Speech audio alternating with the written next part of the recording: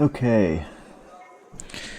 Matsuyama on the left, Jamie Cook on the right. Let's see what they do. Ooh, Matsuyama taking over the attack. Now Cook. It's from Cook. Sorry, Matsuyama. What is it? Come on, man. He's just attacking. I mean, honestly, I'm with you. I'm with you. Kyosuke. Matsuyama. It should be your attack and prep 25 years ago. But unfortunately, the slow attack has just become part of the meta, as I said, since about 25 years.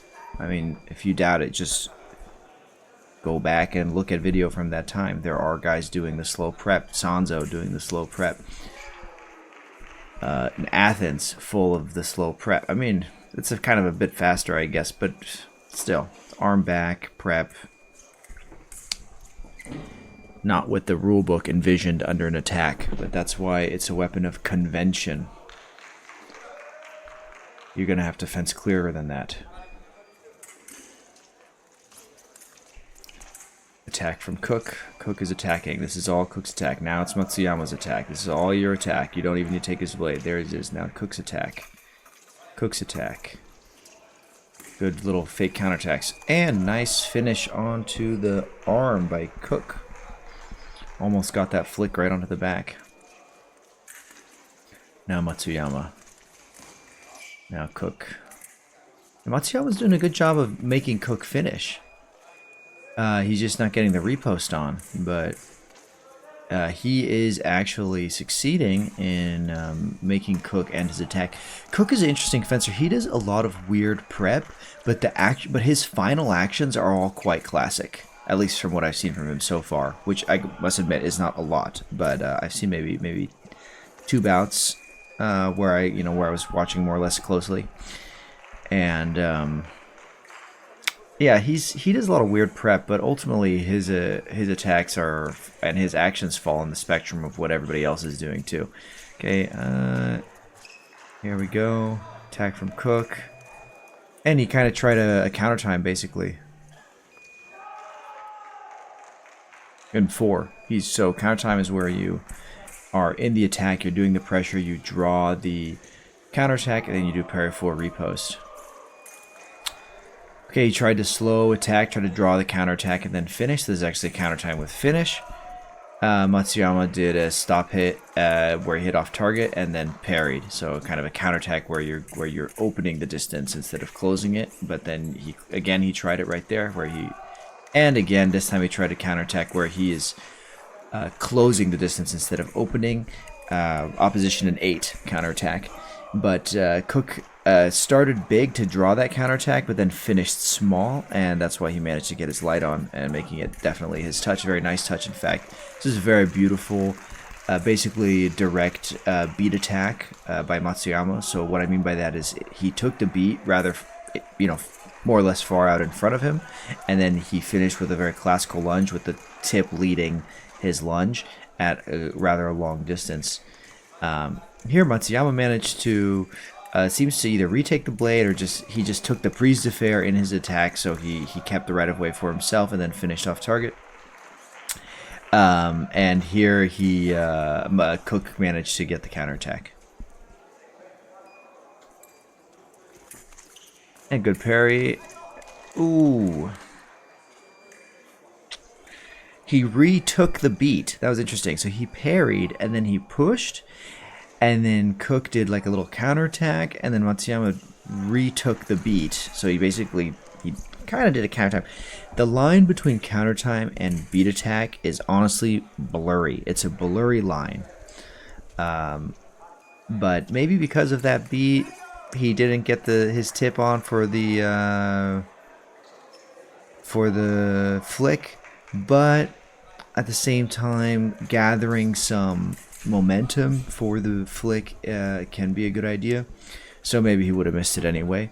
And getting that beat, I suppose, makes it clearer. You sometimes can steal your opponent's opportunity to parry by beating in that mode, because if a beat and parry happen at the same time and are the same strength, then the beat will be given the right of way.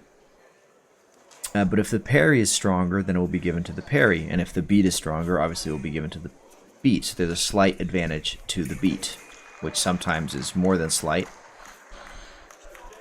Yeah, I agree with that. I think Matsuyama had the right of way. He was stronger on the blade, but missed in his repost in Preem, and Cook did not. And now it's 6-1. Honestly, I mean, Cook has really been getting some amazing results. It's a great counterattack by Matsuyama, but Cook's attack was also not. It was not bad attack. I mean, he had the tip quite far forward. It's quite a simple attack, so it's kind of lucky for Matsuyama. I know I just said it was great. I mean, it was technically a good counterattack, but at the same time, was it really the right choice? Hard to say.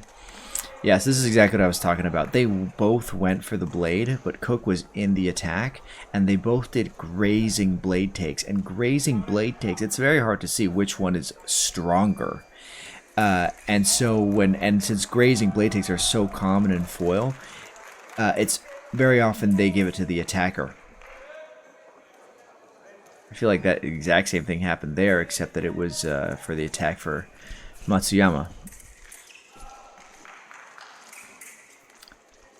So grazing beats and blade takes and parries is when you kind of reach out and hit the blade and swipe the blade back into a hidden or absence of blade sort of position, or you do kind of a circular motion where you pull the blade further back. This just seemed like a parry post from Cook. He got the blade and he hit.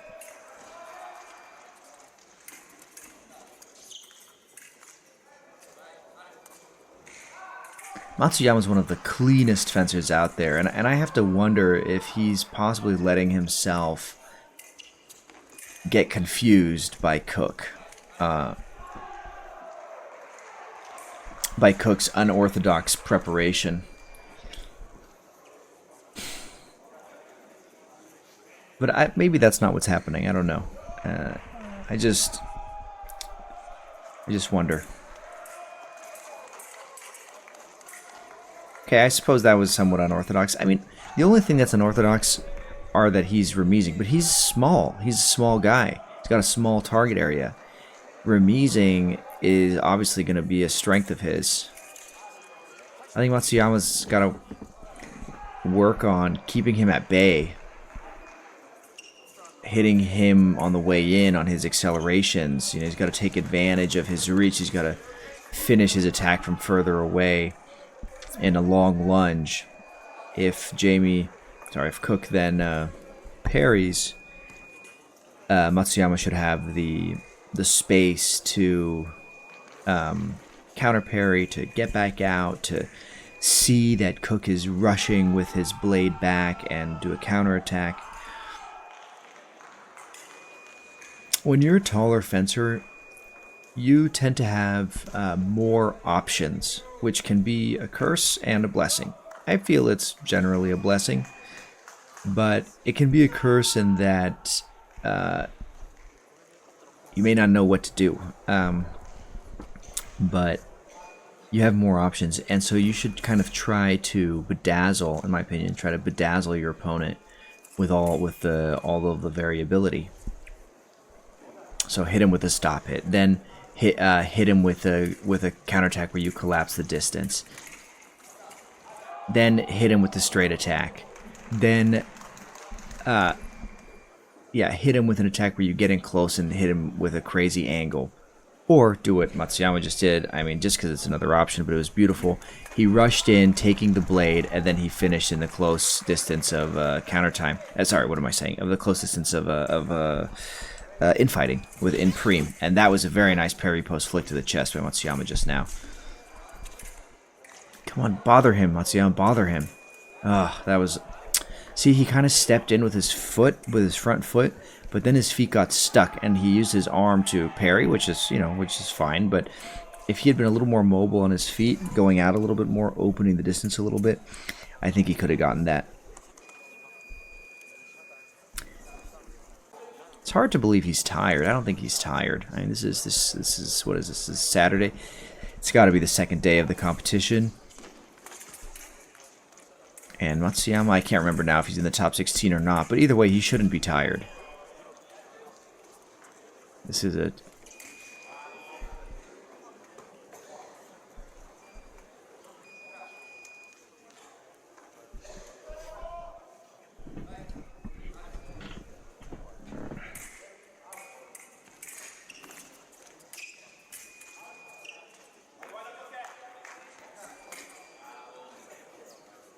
Yeah, that was very good by Matsuyama. Cook started doing his very big prep, standing up high, hopping around, holding the blade back, very hesitating, and Matsuyama just threatened him with a stop hit.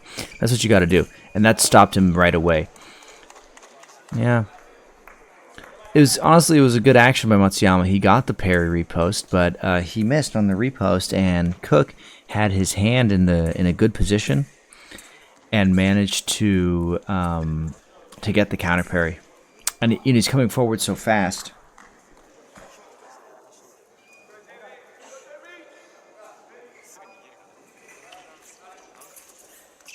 Maybe Matsuyama can try some holding parries. Yeah, he's got to end his lunge from further away. I'm not sure there's such a big threat if he does that. End the lunge from further away, and then deal with it. That was a good parry post. That was a very similar action to what happened before, but this time he adjusted the target to which he riposted and didn't let his hand get caught up. And a counterattack from Jamie. If Matsuyama were to end his attack from further away and more direct with the lunge, those counterattacks would be much more difficult for Cook to land. And again, so he's rushing in. He's rushing in with his blade back, his tip back. Where's the long lunge? And again. I mean, it's very smart of Jamie to just take advantage of the situation. Matsuyama's so clean, so beautiful fencer. In this bout, I really feel that he didn't use it. He didn't use it as much as he could have. But I mean, kudos to Cook. Matsuyama's a very, very great fencer. And Cook is up and coming, and I mean, he's definitely proving himself.